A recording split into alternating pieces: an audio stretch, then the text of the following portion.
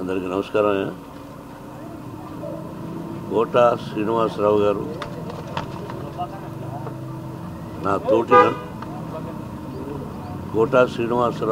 నా తోటి నటుడు.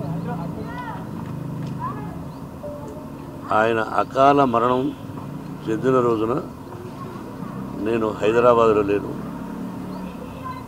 దాదాపు ఒక 1000 మైళ్ళ దూరంలో ఉన్నాను. అది తెలిసి దిగ్భ్రాంతి చెందాను.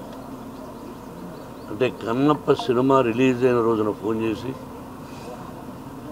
ఏమయ్యా చాలా బాగుందంట, మేము ఒకసారి ఏమయ్యా అనుకుంటుంటాం, మోహన్ బాబు గారు మిమ్మల్ని ఏమయ్యా అన్న పర్వాలేదా అంటుంటాడు. దాందేముంది కోట, ఈరోజు సంబంధం కాదు మంది, బిడ్డకు మంచి పేరు వచ్చింది, నీ ఆశీస్సులు నువ్వు చూద్దు అయ్యే సినిమా అని కూడా చెప్పాను. ఆ తర్వాత ఈ సంఘటన జరిగింది. మా ఇద్దరిది 1987 సంవత్సరంలో వీరప్రతాప్ అనే సినిమాని నేను చేశాను, విఠలాచార్య గారి దర్శకత్వంలో. దానిలో మాంత్రికుడి వేషానికి పిలిపించి గెటప్ వేసి ఆ పిక్చర్లో మెయిన్ విలన్గా అవకాశం ఇచ్చాను. నా బ్యానర్లో, బయట బ్యానర్లో కానీ మేము కలిసి చాలా పిక్చర్స్ చేశాం.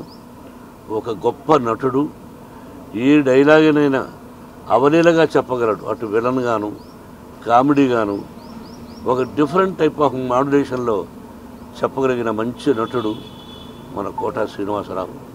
నా కుటుంబానికి అతి సన్నిహితుడు.